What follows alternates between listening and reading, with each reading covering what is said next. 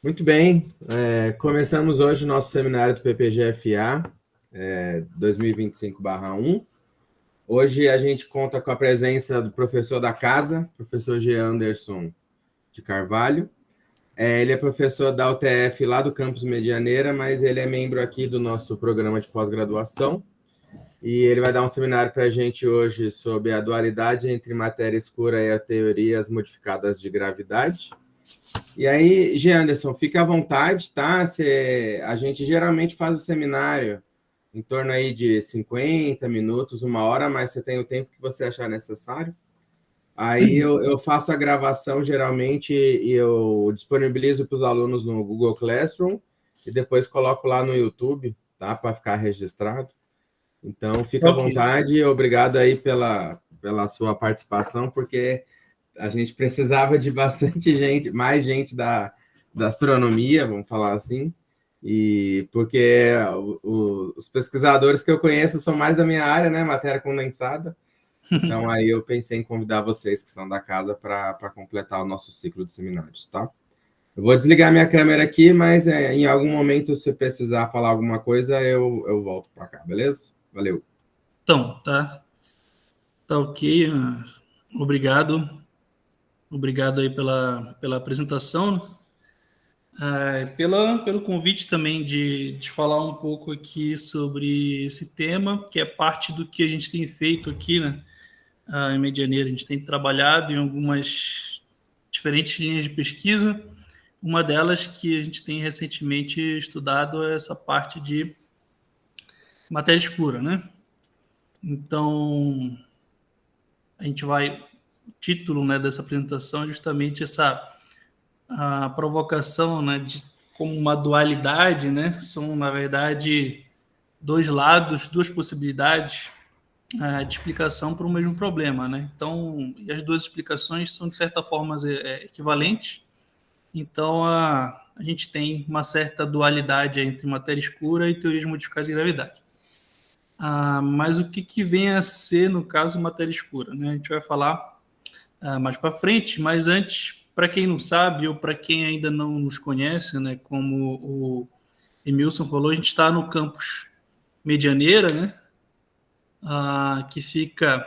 Cidade Medianeira fica próximo de Foz do Iguaçu, aí, então aqui na cidade, de acordo com o último censo, a gente tem 45 mil habitantes, de acordo com a prefeitura, a gente tem mais de 60 mil habitantes, né? Então é uma cidade tranquila e em desenvolvimento, né? Em bastante crescimento. Do lado direito você tem uma foto aqui do nosso campus, né? Então, para quem quiser visitar as cataratas lá em Foz do Iguaçu, pode, como aqui é caminho, passar aqui em Medianeira, fazer uma visita para a gente e dar um seminário aqui também para a gente. Ou o contrário também é válido, né? Pode vir nos visitar e aproveitar e ver as cataratas ali em Foz. Bom, então, como a gente vai falar de matéria escura, a gente vai voltar um pouco aqui, né, na parte histórica lá no início, né? O início dessa história começa na década de 30 com um astrônomo chamado Fritz Zwick, né, que é um astrônomo alemão, e ele escreveu esse trabalho, né, The Redshift of Extragalactic Nebulae. Na verdade, ele escreveu em alemão, né, esse artigo, e tem disponível a tradução dele no Archive para quem quiser ler. E nesse artigo ele discute a questão da velocidade de dispersão em aglomerados de galáxias, né? Então, o que o Zwick fez nesse artigo, né?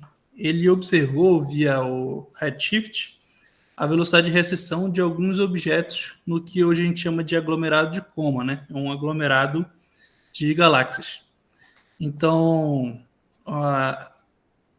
o que foi possível, né, via espectrometria, fotometria, foi medir esse redshift, né, o desvio chamado desvio para o vermelho, relacionado à velocidade de recessão. O que é a velocidade de recessão? É a velocidade com que os objetos se afastam ou se aproximam de nós devido a um fenômeno gravitacional, vamos dizer assim, que é a lei de Hubble, né? A gente observa que todos os objetos eles na verdade, tem uma velocidade relativa em relação a nós, e de acordo com a lei de Hubble, quanto mais distante esses objetos, maior essa velocidade, né? É claro que o redshift também, esse desvio para o vermelho, também pode ter outras fontes, né? Além da lei de Hubble, que está relacionada à expansão do universo, né? Mas também tem o redshift relacionado à própria, o que a gente chama de efeito Doppler da luz, né? E também o redshift gravitacional, né? Então tem 3 fenômenos diferentes, mas tudo isso leva a um desvio da luz que pode ser medido e então a gente extrair uma medida de velocidade, né? No caso da velocidade de dispersão, desses objetos que o Zwick observava, ele calculou essas velocidades, e ele viu que a diferença entre essas velocidades era da ordem de 1.500 até 2.000, mais ou menos, quilômetros por segundo, né? Claro que seriam vários valores de velocidade diferentes, mas o valor mínimo de diferença entre essas velocidades desses objetos nesse aglomerado seria dessa ordem, de 1.500 km por segundo, pelo menos, né? Ou, dependendo da situação, até maior do que isso. E o que ele analisou, então, foi o seguinte. Bom, de acordo com o teorema do virial, o valor médio da energia cinética, aqui, né, representado pelo K, está relacionado com o valor médio da energia potencial. No caso de corpos ligados, né, no caso de aglomerado de galáxias, esses corpos estão ali interagindo gravitacionalmente, então essa energia potencial que entra é energia potencial gravitacional, né? Mas o teorema do virial ele se aplica, por exemplo, a se você tem um sistema de partículas, né? Você tem partículas interagentes. Se você tem um gás, por exemplo, isso também também é possível aplicar o teorema de virial. Então, se você olhar de acordo com o teorema do virial, né, você tem então uma relação ali entre a velocidade média dos objetos e a massa, né? No caso, a energia cinética está relacionada à velocidade e a energia potencial gravitacional à massa total ali do aglomerado. Então, uma estimativa da massa do aglomerado a partir do que se tinha de luminosidade, né? Então permitia você ter uma estimativa do valor médio da velocidade. Esse valor médio, então, de acordo com o teorema do virial, que o Zwick calculou, foi de 80 km por segundo. Então você tem uma velocidade de dispersão relacionada ao teorema do virial, que é relacionado à dinâmica ali do aglomerado, que é muito menor do que a velocidade que é realmente observada, né? Que é da ordem de 1.500 km por segundo. Então, o que o Zwick propôs, né? Que ele postulou, é que teria associado a esse aglomerado uma certa quantidade de matéria que não era vista, né? Não era, na verdade, observado pelos detectores, pelo telescópio, etc. Então, ele chamou já nesse artigo essa matéria não vista de matéria escura, alguma matéria que seria imperceptível, mas que estaria contribuindo ali, então, para, na verdade, o aglomerado ter mais massa, consequentemente, tendo mais massa, com uma massa superior aqui, entrando no teorema do virial, você vai extrair uma velocidade superior. Então, seria para o Zwick, aqui, na época, um problema de a gente não estar observando, talvez, uma certa quantidade de matéria que tem lá. Para ele, na época, esse termo que ele utilizou, matéria escura, que a gente utiliza até hoje, na verdade, estaria relacionado a simplesmente uma matéria que não seria vista por não ser possível de acordo com a precisão dos telescópios, dos detectores, etc. Né? Não no sentido exótico que a gente compreende hoje, né? Então, do lado esquerdo, a gente tem uma foto do Zwick, e do lado direito a gente tem uma imagem do aglomerado aí de Coma. Cada ponto luminoso aí nessa imagem é, na verdade, uma galáxia. Na época ele utilizou, que era visto, cerca de 10 galáxias para fazer esse cálculo dessa velocidade de dispersão. Hoje em dia já tem relacionado a esse aglomerado mais de 1.000 galáxias observadas, né, medidas, etc., mas os resultados continuam o mesmo, né? A velocidade de dispersão do que é observado é muito maior do que o que é estimado via teorema do virial a partir da massa luminosa. Então você tem discrepâncias, né, entre o que você vê e a dinâmica, né, do problema. Outra coisa, né, também, que essa foi a primeira evidência, né, no sentido da existência de matéria escura, né? Outra coisa que também faz parte desse escopo de evidências relacionadas à matéria escura, né, é o desvio da luz. Então, a relatividade geral, por exemplo, ela prevê que a trajetória da luz próxima a objetos massivos é desviada. Então, é isso que foi utilizado, por exemplo, lá na década de 20, né, ainda, pelo Eddington, como a primeira evidência a favor da relatividade geral, por exemplo. Então, você tem aqui, nesse caso, a trajetória da luz é desviada. Então, nessa figura, você tem a posição atual da estrela e a posição aparente, dado o desvio, né, na trajetória da luz quando ela passa ali, por exemplo, próximo do Sol. Então, para um objeto cuja trajetória da luz passa ali mais distante do objeto massivo, você tem um desvio que é desprezível. Quanto mais próximo for, né, a trajetória da luz ali do corpo massivo, maior vai ser esse desvio, né? Esse desvio, de acordo com a relatividade geral, é previsto como essa equação, né? 4gm sobre bc quadrado. G é a constante gravitacional, massa o m seria a massa do objeto massivo, C é a velocidade da luz no vácuo, B é o parâmetro de impacto, né? Ou seria a distância com a qual a luz, se ela passaria, se a trajetória fosse retilínea, a distância com que ela passaria aqui do objeto massivo no seu ponto mais próximo do objeto, né? Então, esse B é chamado parâmetro de impacto. Então, dado que a trajetória da luz ela é desviada, o que pode ocorrer nos cenários é você ter um chamado também efeito de lente, né? O efeito de lente gravitacional, né? Então, baseado nessa ideia, também, o Zwick, ainda naquela época, ele também foi um dos primeiros a postular que se a gente tem esse fenômeno, né, de lente gravitacional, onde esse θe aqui seria a magnificação da lente, né, o efeito de magnificação da lente. Aqui, DLS é a distância entre a fonte e a lente, DL é a distância entre o observador e a lente, e ds é a distância entre o observador e fonte. Então, se você tem uma fonte luminosa e entre o observador e essa fonte luminosa você tem um corpo massivo, esse corpo massivo vai fazer um papel de lente, né?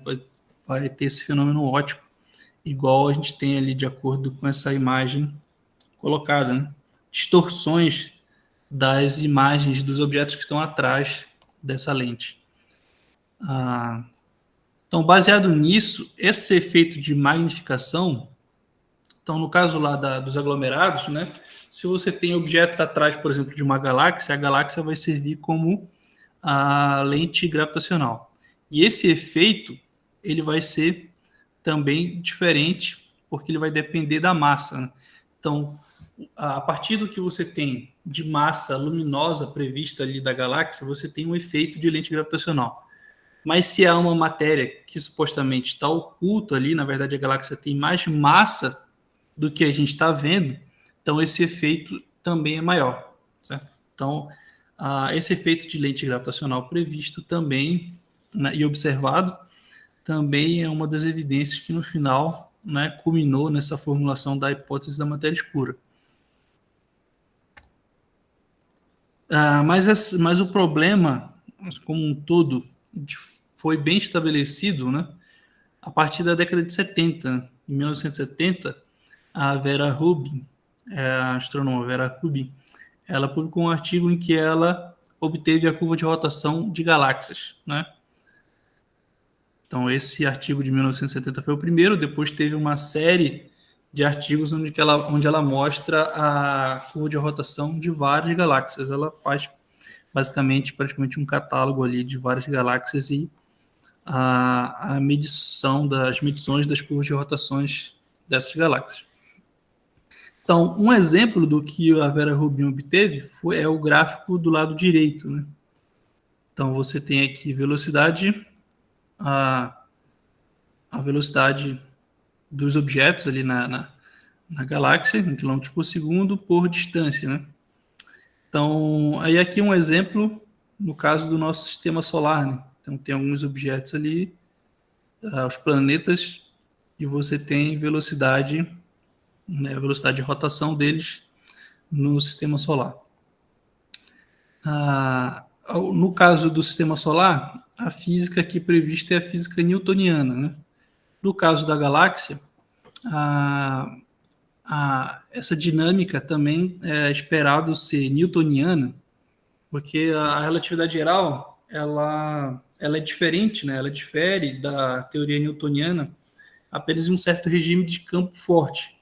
Quando você está olhando para galáxias e estruturas tipo aglomerados de galáxias, como as distâncias, as escalas de distância são muito grandes, o campo ele é considerado um regime de campo fraco. Então você vai ter ainda também, com boa aproximação, o cálculo newtoniano. Quando você utiliza esse cálculo, né, newtoniano, você tem essa curva aqui, que é essa curva dada pelo disco, né? Considerando a galáxia aproximadamente como um disco, você teria essa curva a partir de uma modelagem newtoniana. Mas o que você observa, né, do que a Vera Rubin obteve, é esses dados aqui observacionais, esses pontos, em que você tem uma certa compatibilidade do modelo com os dados no início, mas depois essa curva de rotação ela fica plana, né? Ela fica basicamente constante aqui, certo? Então, o que acontece? Essa discrepância aqui, né, nessas velocidades, nesse regime aqui de distâncias maiores ao centro da galáxia, ele pode ser explicado também se você tiver um chamado halo, né, de matéria escura na galáxia, com esse perfil aqui. Então, se você tiver uma matéria que está distribuída conforme um halo, de tal modo que o perfil de velocidade para isso é essa curva aqui, então a junção disso ela se ajusta muito bem aos dados observacionais, né? Então, de novo, você tem uma discrepância entre observação e, né, o que é previsto teoricamente, e essa discrepância pode ser explicada por uma matéria que está lá de alguma forma e não é vista, né? Então, aqui de novo, né, a gente tem, desse caso aqui, agora a foto da Vera Rubin, né? A teoria é particularmente incompatível com o que ela obteve, né? Então, mas qual que é a teoria nesse caso, né?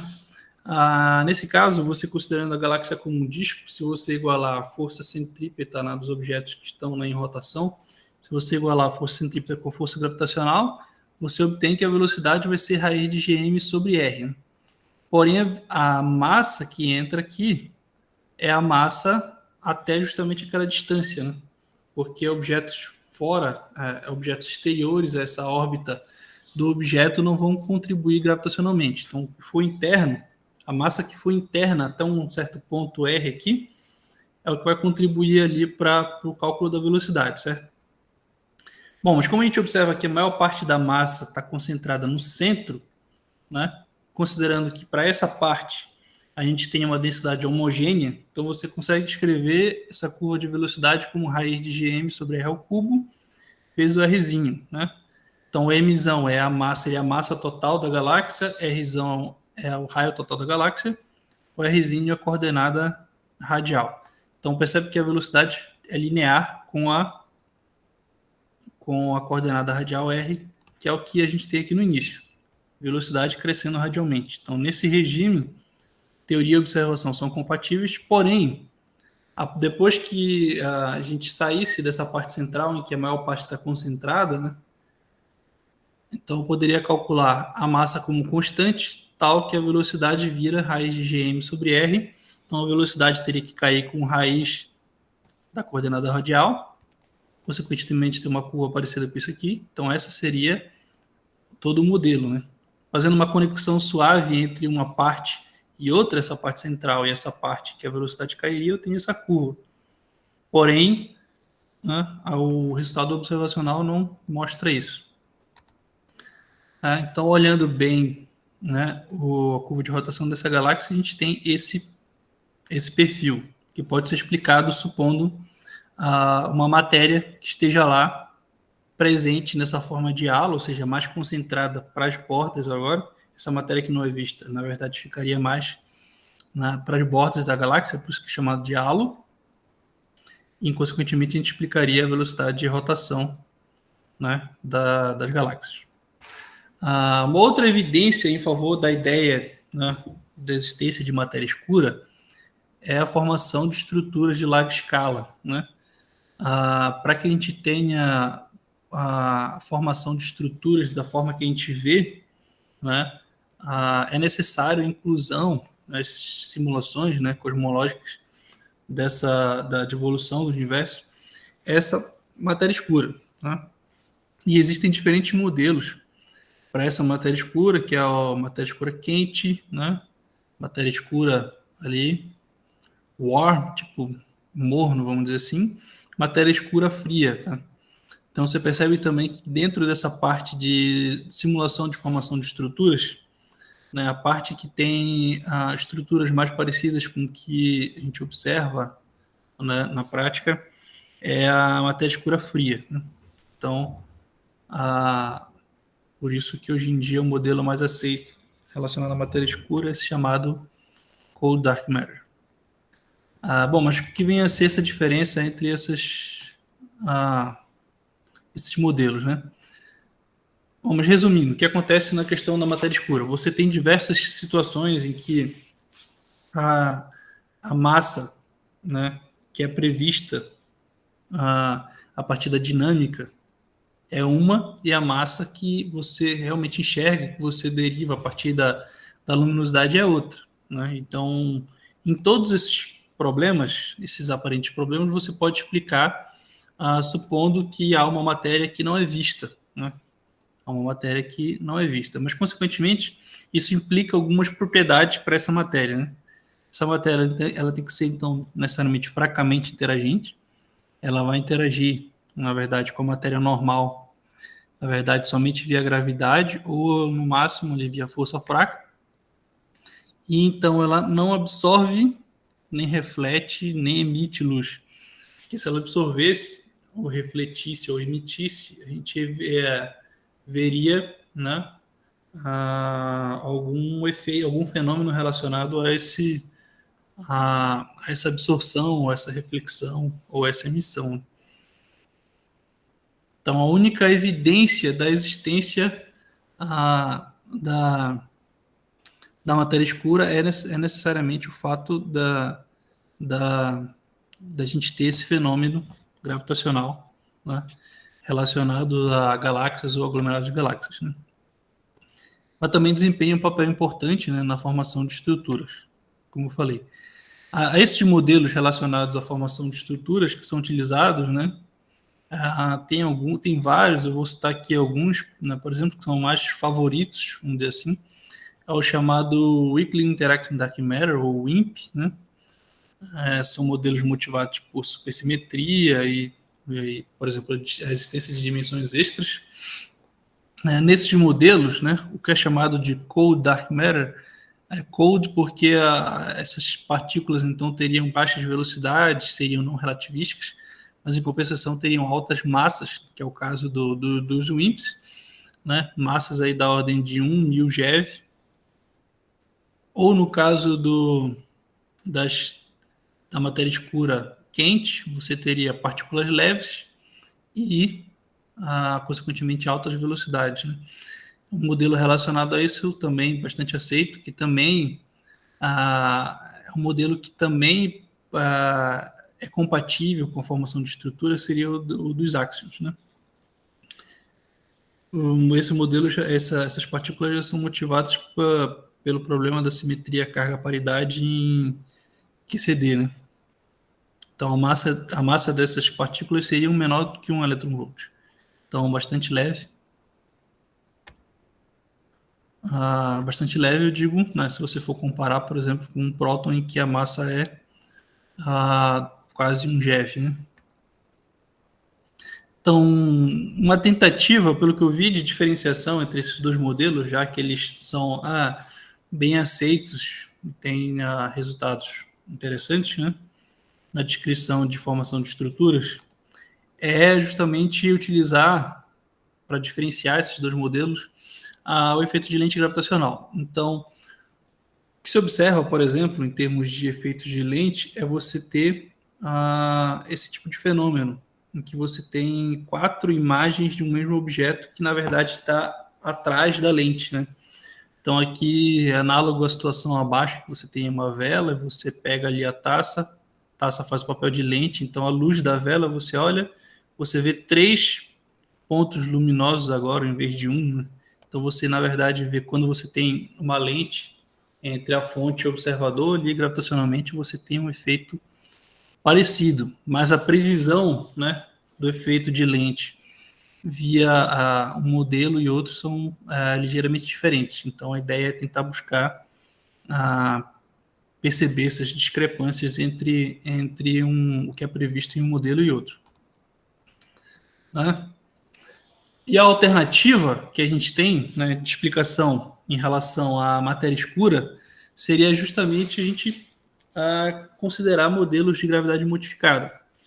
Bom, mas o que seria você considerar modelos de gravidade modificada? Bom, no caso, por exemplo, do aglomerado de galáxias ou da curva de rotação, você vê que a dinâmica é diferente, né? Então, você pode explicar aquela dinâmica com uma massa maior, supondo uma massa que está lá, que você não vê, ou você pode explicar que essa dinâmica é diferente, que a massa que está lá, né, é justamente a massa que você vê, mas a dinâmica que rege, né, esses corpos é diferente. Então, você, consequentemente, explicaria a dinâmica, né, do que você, por exemplo, o teorema de Virial, o resultado do teorema de Virial, sem necessariamente incluir mais massa ali.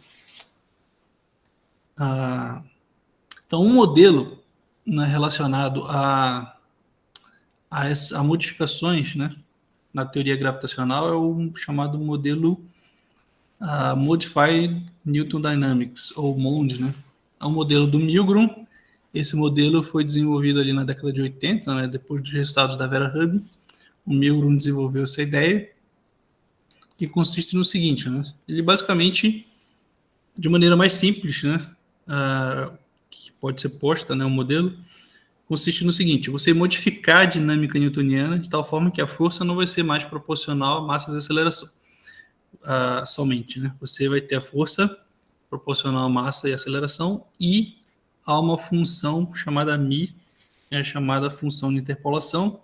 Essa função μ ali é um μ de x, e esse x, que é o parâmetro da função, é a sobre a zero. Então, é a aceleração a sobre um parâmetro de aceleração que é a zero.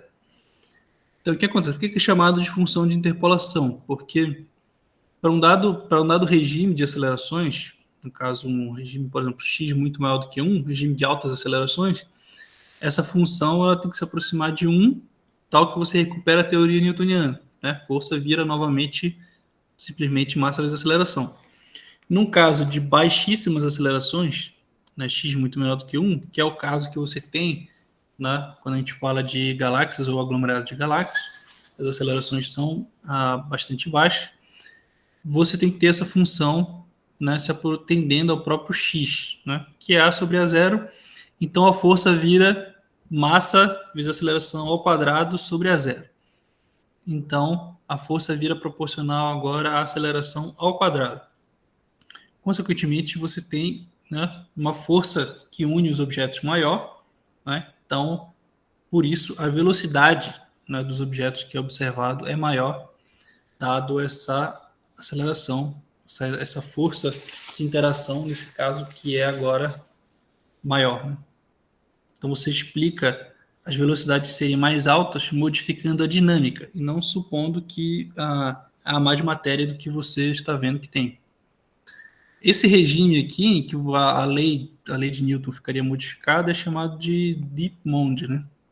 Nesse caso aqui, se você igualar essa força com a força centrípeta, né? Essa lei de força com a força centrípeta, você vai ter a velocidade como um quarto, G ma0 elevado a 1/4, né? A0 é esse parâmetro que aparece aí na teoria. É que basicamente também dá a escala em que a gente tem essa mudança ali na lei de força. Tá? Então, de novo, né, a gente explicaria essa discrepância entre, né, velocidade e entre as velocidades observadas e a teoria, modificando, na verdade, a teoria. Né? Então, se você percebe que nesse regime, a velocidade, então, ó, G é constante gravitacional, m seria a massa total da galáxia, e a zero é a constante ali do modelo. Então, tudo isso aí é constante, certo? Então, nesse regime, a velocidade vira uma constante, que é o que a gente observa aqui, né, nessa parte da curva de rotação. A velocidade fica aproximadamente constante. Então, o Mond, ele é ajustado, né? Aquele valor de A0 tem que ser ajustado tal que em um certo ponto aqui eu tenha a transição do regime newtoniano normal, em que é compatível a curva de rotação com a teoria, para esse outro regime em que eu tenho o Deep-Mond, consequentemente a velocidade de rotação fica constante, e aí eu ajusto essa outra parte aqui da curva, né?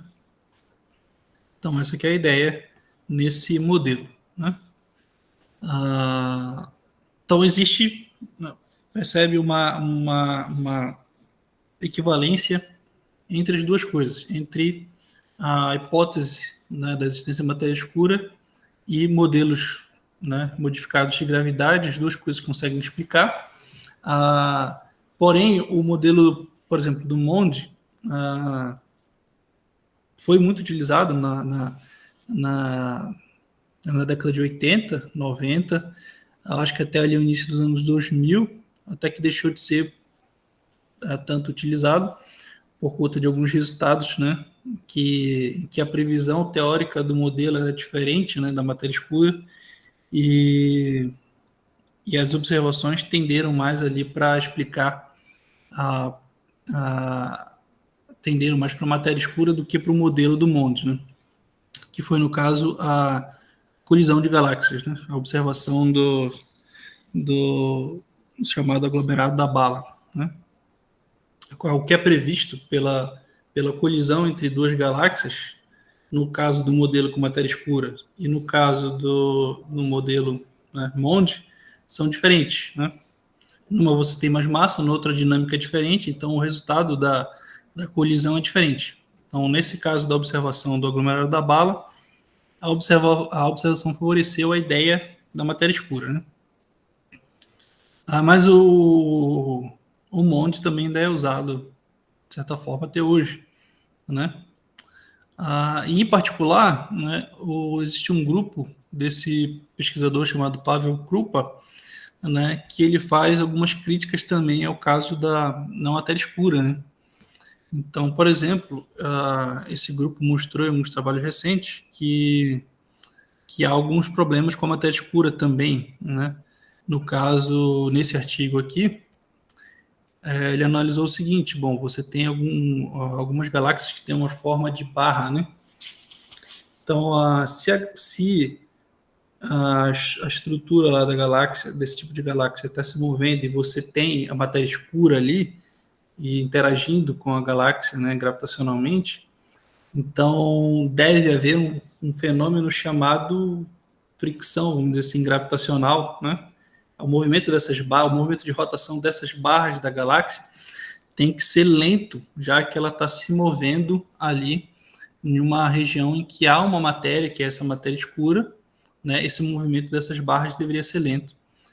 Enquanto que, na verdade, o que ele observou é que o movimento de rotação de galáxias barradas, na verdade, é bastante rápido, né? E se realmente essas galáxias têm matéria escura, não deveria ser assim tão rápido, né? Então esse é o primeiro desafio que ele chama, né? A cosmologia padrão e o problema da matéria escura. Outro problema também que ele analisou é a alta fração de galáxias tipo disco fino, né?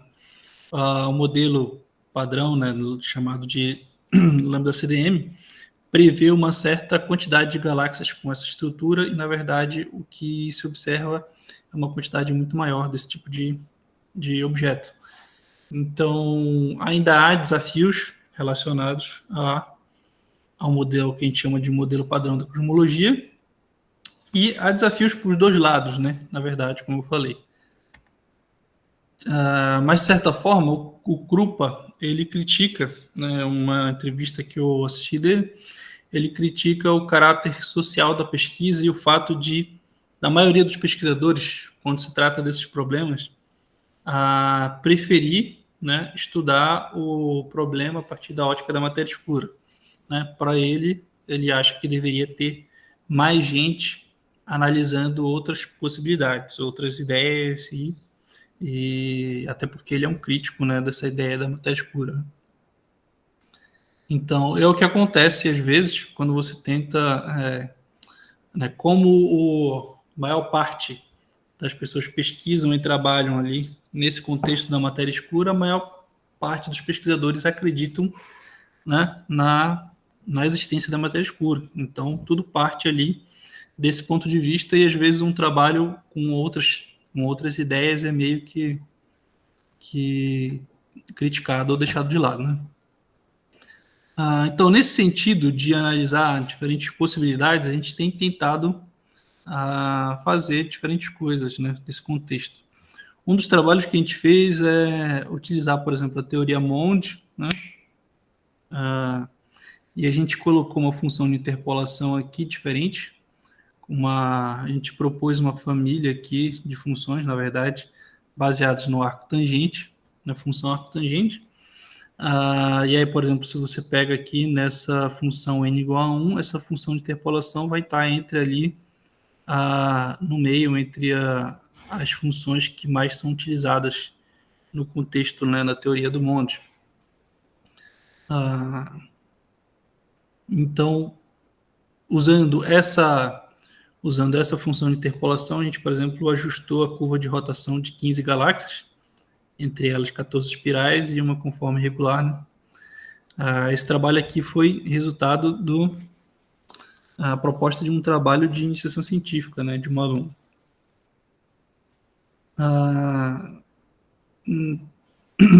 Nesse sentido, por um outro lado, a gente também tem tentado olhar modelos de matéria escura, né, e testar esses modelos do ponto de vista de olhar para objetos compactos, né?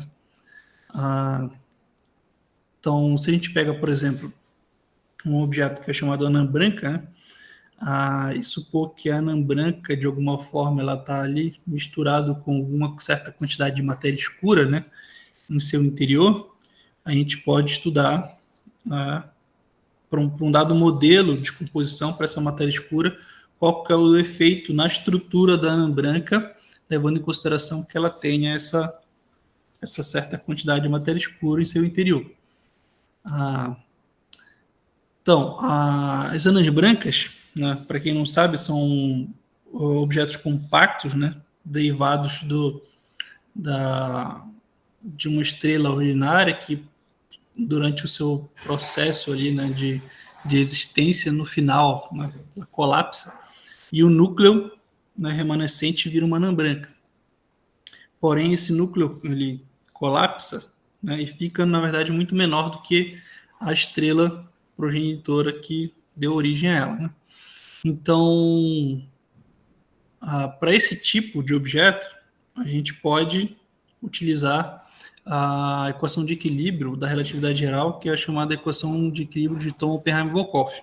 Só que, nesse caso, a equação de equilíbrio do estático, né, para a estrela, ela tem que levar em consideração a inclusão dessa matéria escura ali, junto com a matéria normal, né, da anã branca. Então, você tem ali no equilíbrio hidrostático pressão, né, PNM, a pressão da matéria normal, e NM seria a densidade de energia da matéria normal, e DM, matéria escura.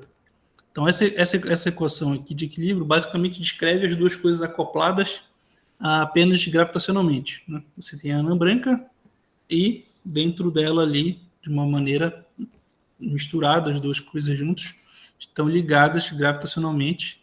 Então, a equação de equilíbrio fica dessa forma, né? Esse é o chamado formalismo de dois fluidos, né? Então, bom, você percebe que para resolver essas equações aqui, né, a gente tem que ter equações de estado tanto para matéria normal quanto para matéria escura. Então, como é que fica? A matéria normal, né, da anã branca, ela é descrita pelo gás de elétrons, né? Então, você tem o termo de pressão de degenerescência dos elétrons, densidade de energia relativística ali dos elétrons, né, relacionado a massa e energia cinética relativística dos elétrons, e também tem contribuição para a densidade de energia da massa de repouso dos íons, né? Como a densidade na anã branca é muito alta, então considera-se que os íons eles são todos completamente ionizados, então você tem elétrons livres e os núcleos atômicos ali todos completamente ionizados. Então, para essa parte ali dos íons, a gente leva em consideração, para a densidade de energia, a energia associada à massa de repouso deles, né? Para a matéria escura, a gente está supondo um modelo, né, de matéria escura fermiônico também. Então, a gente vai ter a mesma equação de estado, com exceção que a gente não tem esse termo aqui de íons, né? Ou seja, a gente considera a matéria escura como um férmion, e a equação de estado disso também vai ser a mesma equação de estado lá de gás de férmions, né? Consequentemente, a gente tem pressão e densidade de energia modelado desse jeito. Só que nesse caso aqui, em vez de a gente ter a massa do elétron, por exemplo, como no caso da matéria normal, a gente vai ter que ter a massa dessa partícula de matéria escura, né? E a gente não sabe a princípio qual é. Bom, se a gente assumir uma massa, né, de 1 GeV para essa matéria escura aqui, considerar esse acoplamento gravitacional entre as duas coisas, essas equações de equilíbrio, então, prevêem essas curvas aqui, que a gente chama de curva, por exemplo, massa, densidade central e massa e raio, né? Isso aqui são massa e raio total da estrela, né? Oriundo da solução da equação de equilíbrio. Então, cada ponto em qualquer curva dessas aqui representa uma solução de equilíbrio lá daquelas equações. Cada curva aqui está relacionado a gente construir a curva com diferentes valores de densidade central aqui para a matéria escura, né? Então, você percebe que quando a gente não tem matéria escura, por exemplo, a gente tem uma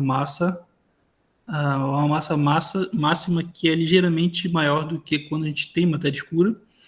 Porém, olhando aqui, né, no caso da curva do massa-raio, por exemplo, um resultado importante bom, apesar de a massa diminuir um pouquinho, né, a diminuição na massa é praticamente irrelevante, mas há uma diminuição também aqui do raio relacionado a esse ponto de massa máxima. Se você olhar aqui, o raio mínimo, né, associado a esse máximo é da ordem de 1000 km. Mas se eu for olhar para uma curva aqui com matéria escura, esse raio mínimo associado à massa máxima seria da ordem de 500 km, ou seja, metade, né? Isso influencia muitos outros parâmetros que estão relacionados a parâmetros observacionais da estrela, né? Então, há implicações aqui astrofísicas relacionadas a esses resultados, né, que são importantes. Aqui é a curva, né, as mesmas curvas, mas considerando agora uma massa de 0,1 gigaelectronvolts para a massa do Fermi. Então, não há esse efeito aqui, né, em relação aos pontos de massa, mas há um efeito grande, uma mudança grande nas curvas para massas mais baixas, né? E aí a gente tem que tentar, a ideia, né, mais para frente, tentar acoplar esses resultados a parâmetros que sejam observacionais, e talvez a gente ter, né, analisando a astrofísica de objetos compactos, alguma evidência, né, de uma anã branca com matéria escura em seu interior, alguma coisa do tipo, né? Essa é a ideia. Um outro trabalho nesse sentido, esses trabalhos que eu citei anteriormente são trabalhos que um já foi publicado, o outro está em caminhos em vias de ser aceito, esse último, né? Esses outros aqui, que eu vou falar mais para frente, são ideias um pouco mais exóticas e têm, né, sido um pouco menos aceito, né, mais criticados a partir do momento que a gente submeteu isso aqui. Então, uma outra ideia que a gente seguiu é o seguinte: pegando o modelo do gás de Fermi, né, e essa ideia de modelar a matéria escura como um férmion, né, a gente então pegou e levou em consideração uma generalização desse gás de Fermi para dimensões extras. Então, se você tem uma dimensão, se você tem um espaço, né, com mais dimensões, né, e a gente calcula então pressão e densidade de energia do gás de Fermi nessas mais dimensões, nesse espaço com D dimensões, vamos dizer assim, a gente tem a modificação daquelas equações, né, do gás de Fermi. Quem aparece aqui é função hipergeométrica, e aqui tem uma constante ε0 que depende da dimensão. Esse ε0 aqui é constante que depende da velocidade da luz, da massa do férmion, da H cortado, constante Planck, do ômega, que é o ângulo sólido, né, de uma hiperesfera em mais dimensões, e o G, que é o fator lá de spin-degenerescência dos férmions. Então, o interessante desse gás de Fermi em mais dimensões é o seguinte: a pressão e densidade de energia, né, se eu considerar aqui o momento de Fermi indo a zero, teria que ter vácuo, né? O momento de Fermi indo a zero eu não ter partícula nenhuma. Essas expressões ali, dependendo da dimensão, aquelas expressões elas não vão a zero. Então, elas preveem uma pressão e densidade de energia associada ao vácuo que é não nula. Essas expressões de densidade de energia são não nulas no caso de a gente ter um D que seja ímpar, né? Se for um D par, então, na verdade, dá tudo zero. Mas se for ímpar, a gente tem, de maneira geral, essa expressão aqui. A pressão e densidade de energia do vácuo fecundado em termos desse gama, que é a função gama, né? A função gama é dada em termos da função fatorial. Então, percebe que, em casos em que eu tenho e a densidade de energia, ela é menos essa pressão de vácuo aqui. Então, quando a pressão for positiva, a densidade de energia vai ser negativa. E o contrário, quando essa pressão de vácuo for negativa, a densidade de energia vai ser positiva. Em alguns casos, né, quando a gente tem uma dimensão aqui que seja 5 mais 4n, onde um n é um número natural, né, ou seja, os inteiros positivos, a gente vai ter a pressão negativa e densidade de energia positiva. Essa pressão negativa e densidade de energia positiva a gente pode relacionar com outro problema, que é o problema da energia escura. A energia escura seria uma energia que permeia, de certa forma, o universo e que faz com que existe uma pressão negativa associada a essa energia, que faz com que o universo expanda de maneira acelerada, né? Esse é o problema da energia escura. A gente observa que o universo está expandindo de maneira cada vez mais rápida, então está expandindo de maneira acelerada, e a gente não sabe por quê, né?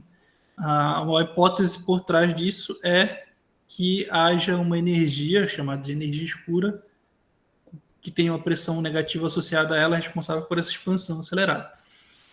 Então você percebe que esse gás de Fermi ele prevê naturalmente essa pressão negativa e densidade de energia positiva, que a gente pode linkar com o que é observado no modelo lambda-CDM, né, de densidade de energia, no caso da cosmologia padrão, né? Então, se a gente conectar essa densidade de energia em mais dimensões com a densidade de energia que é observada, né, da energia escura, a gente pode ter uma relação aqui entre a massa do férmion da energia escura e o comprimento de combatificação, né? Que a ideia é que essas dimensões extras, elas possuem um grau de compactificação, né? Elas existem em apenas dimensões muito pequenas, né? Em escalas de distância muito pequenas. Então, se você olhar D igual a 5, que é o primeiro caso que a gente tem pressão negativa dessa energia positiva, essas escalas aqui são muito baixas, né? Muito menor do que 10 a menos 35 metros, que é a escala de comprimento de Planck, né?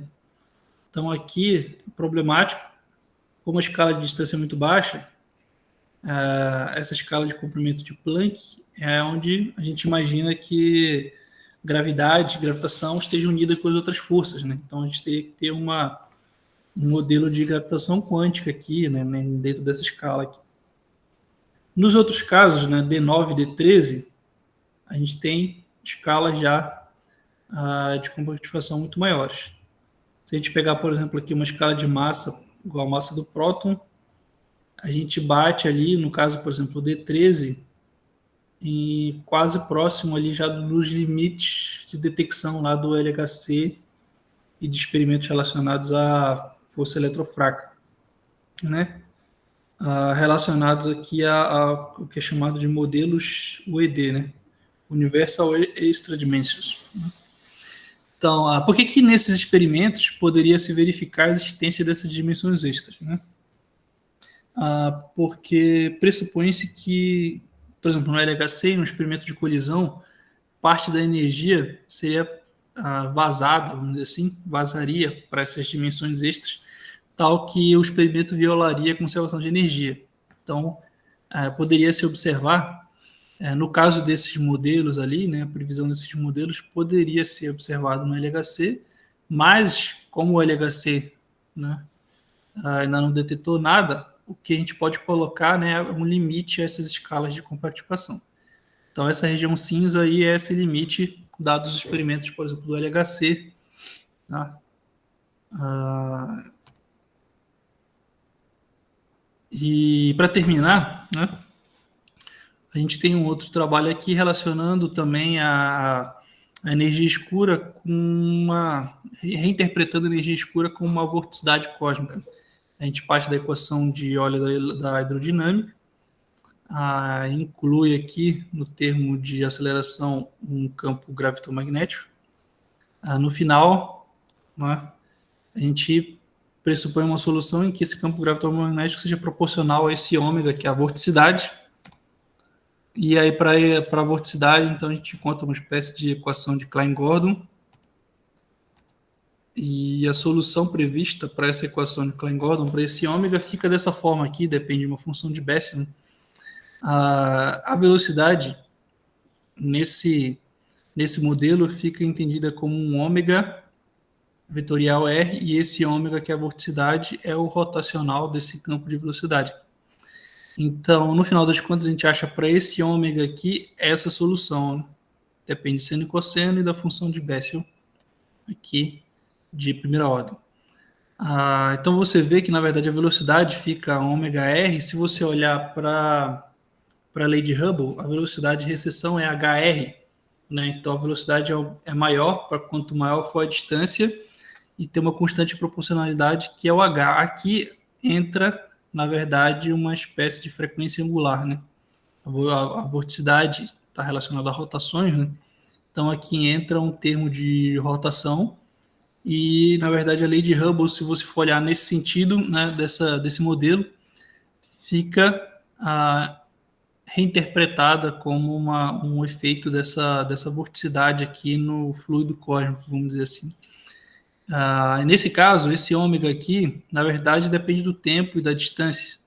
Então, no ômega, nesse modelo, não é constante, como no caso da lei de Hubble.